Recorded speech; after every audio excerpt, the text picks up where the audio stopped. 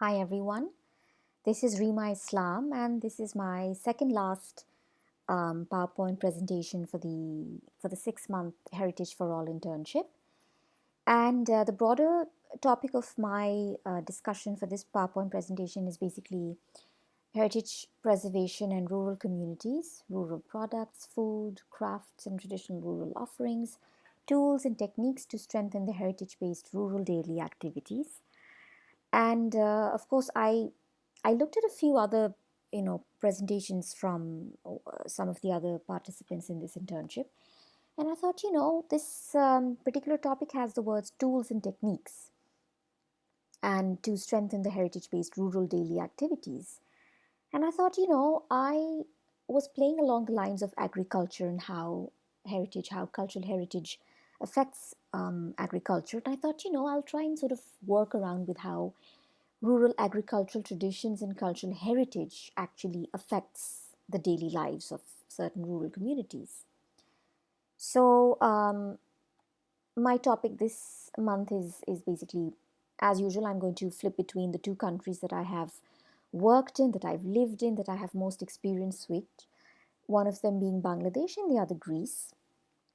So, with Bangladesh, we start off with Bangladesh, and as you can see on my screen, I have this really interesting picture of all these masks and this procession that's taking place. So this is part of this is our the first day of the year. This is the our new year, the Bengali New Year, and the New Year is celebrated on the 14th of April, and it's actually a New Year that's celebrated in this entire region, and it has many names. It has different names in different regions, but the similarity is that it's always celebrated at the end of the harvest season. So we just have 14th April as a convenient date because it's a national holiday. But fact remains that it's the end of the harvest season. So everybody starts a new chapter in the new year with a new record book, with a new book full of the new year's calculations. So that's the idea behind the whole thing. So we have a big procession and a huge celebration, which is now part of the UNESCO Intangible Cultural Heritage. The procession mainly, because it's such a, as you can see, it's very colorful, and this is done in the capital city of Dhaka. So it's a very interesting. We go at 5 in the morning, right as soon as dawn breaks. We all reach this certain part of the city, and we stay there most of the day. And we eat a lot of traditional food, a lot of seasonal, in-season products. And it is the end of the harvest season, and people living in the cities also. I mean, I have nothing to do with the harvest, right? But nonetheless, I know why I'm celebrating my New Year, because it's such an integral part of our culture. And in the villages, they don't have these big events or processions, but it's a huge thing in the villages as well, because for them it really means something, because they're more rooted to to their seasonal changes. So this is just me trying to, set to the setting for for this presentation, where I'm just trying to show how cultural heritage extends even to the realms of living systems, and in the realms of areas like agriculture, where particularly the two countries that I'm going to talk about, Bangladesh and Greece, they're both very agricultural rich countries. They have their own traditions and cultural norms that they still follow. They're very seeped into their traditional norms, and it's very interesting to see how in agriculture also they follow all these rules. So, moving along to the next slide, we have a certain tradition that's carried out in Bangladesh. I don't have a picture of uh, the particular activity itself, because the pictures, I'm afraid, they're not very. It's not very clear about what's happening. Although, yeah, I mean, I just wanted you to know that it's in the southeastern part of Bangladesh. These are the Chittagong Hill Tract, so it's a slightly elevated land than the rest of the country. As you know, that Bangladesh, I've mentioned in many presentations before, we're a delta, so we're very flat land. So this is the only elevated part of our country, pretty much. So this part has a very interesting tradition where the ethnic it's full of ethnic minorities, and these people have, of course, their own set ways of living, right? So they have a certain tradition they follow, which is called slash and burn in English, of course, and in Bangla it's called, or in their language it's called jhum chash, which is basically it's a tract of land is taken and they burn it. So there's like a small piece of land that I have, like a 2 acre land, and I'll just burn all whatever is. I after harvest, I burn it. I let it burn. I let it, you know, burn for at least a day or two, and or for a few hours. I'm not entirely sure how long they let it burn. It depends on the size of the land, of course. And the idea is to let the ash replenish the soil's lost nutrients. And slash and burn is an activity that takes place in many parts of the world, but in Bangladesh, it's only done in this particular area. And a lot of people from other parts, like, say, for instance, from other parts of Bangladesh, they'll obviously find it very strange that why would they set their land to fire? I mean, they know that ash is good for the soil, but nobody would ever think of doing that. But these lands, they have a particular rainfall that they get, they have a particular physiology, and the locals have always felt that the slash and burn is the ideal way to grow crops, because once that land is burned, they burn it a couple of times, and then it kind of loses its potency, and then they move to another piece of land. So they let that land rest a bit, and then they come back to it. Now, of course, because of the overpopulation and land issues, this is not very doable. But slash and burn or jhum chash is still very much a part of their agricultural life. Um, Sticking to Bangladesh again, we were in the southeast first, now we go to the southwest, where we have the Sunderbans World Heritage Site. I've mentioned this site in presentations before as well, that it's a mangrove forest, and the Sunderbans is basically it's a network of rivers, and it's like a very treacherous area because it's, as you can see, the land, it's a mangrove forest. So you can only stay on the river and be safe. The moment you go on the land, this this wonderful creature here, the Bengal tiger, is one of the deadliest predators on this planet. So he lives on these on the land side. So it's not the best idea to venture in without forest guards. So the locals basically they of course, they use the natural resources, like they fish from the rivers, they use their licensed woodcutters, they have their honey collectors, they use the natural resources for their subsistence. And the one thing that they do for sure is they all pray to the same deity, who is a very interesting character called the Bon Bibi. Bon Bibi means the lady of the forest, and it's interesting because she's a deity that who is worshipped by both the Hindus and the Muslims, and that's very odd, of course. And she is supposed to be the protector. So every time people go into the forest to cut wood or to collect honey, to do whatever they want, to fish, they always pray to Bon Bibi. And it's a very integral part of their culture because they really rely on her. And the picture here is showing a play that is enacted. There's a cultural organization there, and they always love putting up this play where this lady, you can see, that's Bon Bibi.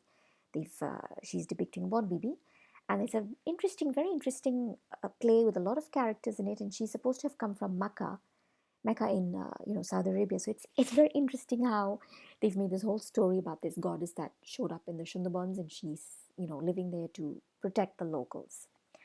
So we go from purely cultural heritage seeping into not just agriculture but into the rural lives of the people, to how cultural heritage actually also encourages innovations.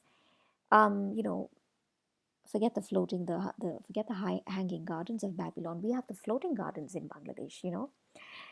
Which is basically these are the south central parts mainly of the country, and like I said, it's a delta, so we have a lot of water, right? And we have a lot of climate change issues where we're losing a lot of land.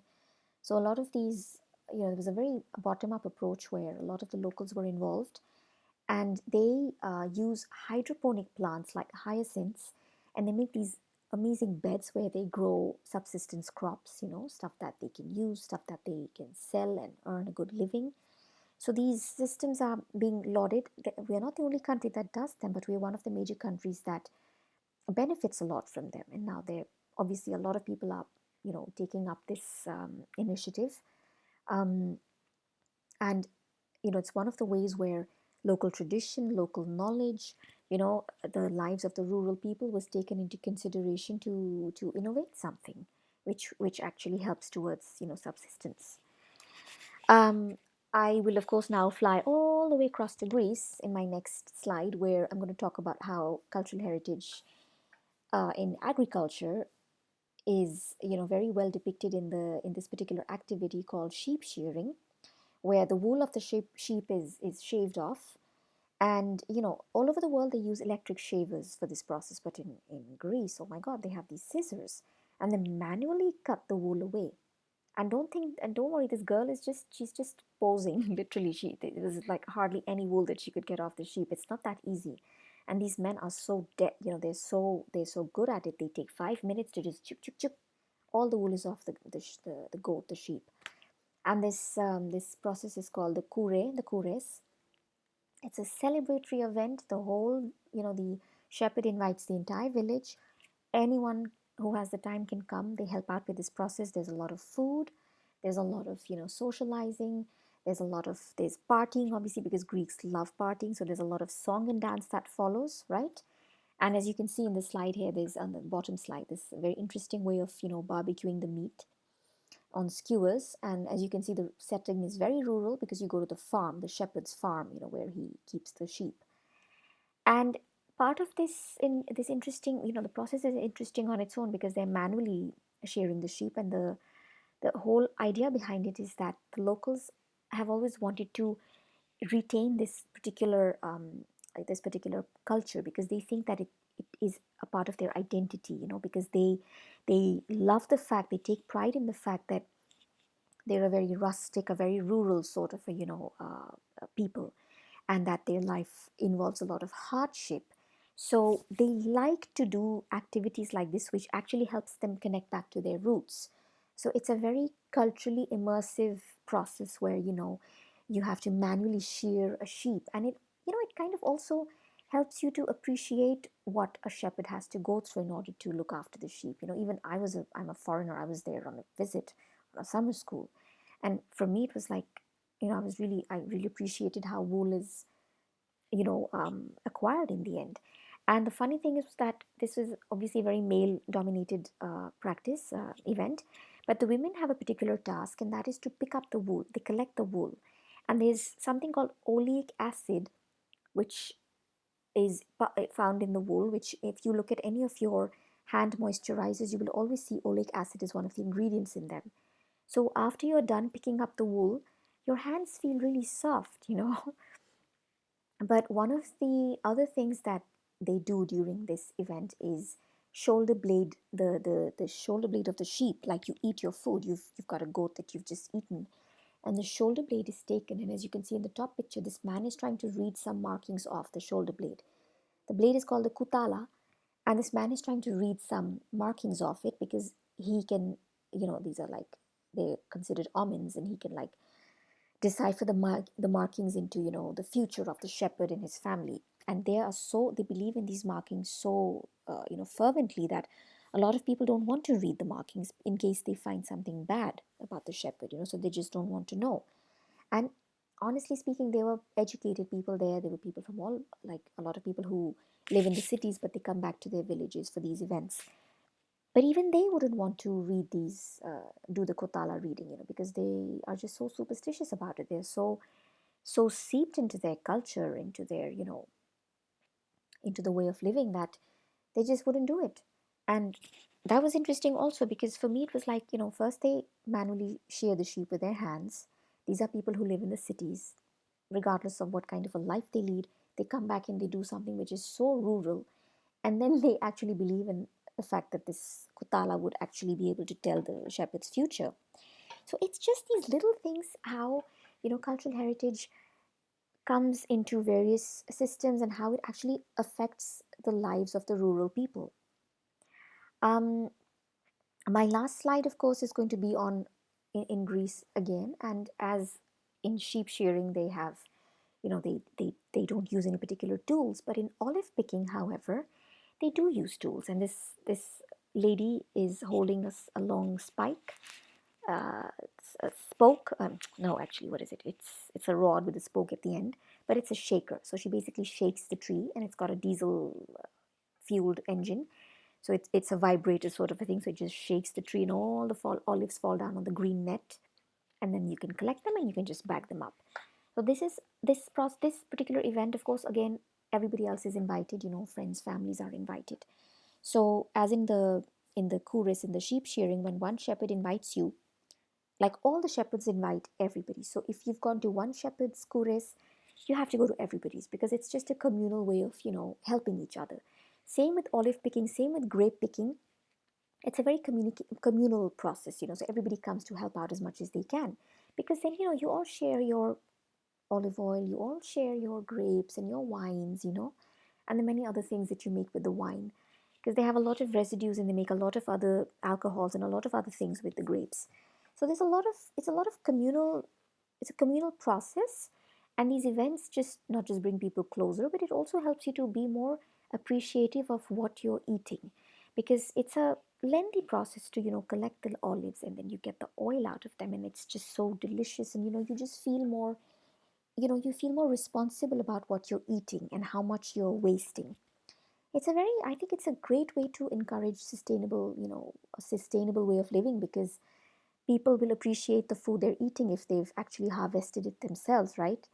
So, um, I just love all these processes, and I think it's just cultural, heritage is a way of, if you're in sync with your cultural heritage, no matter whether it's agriculture or some other activity, it's just going to help you be more appreciative of where you're coming from. So the last slide is a few references that I used for the pictures, some of the images that I used from the internet. I hope that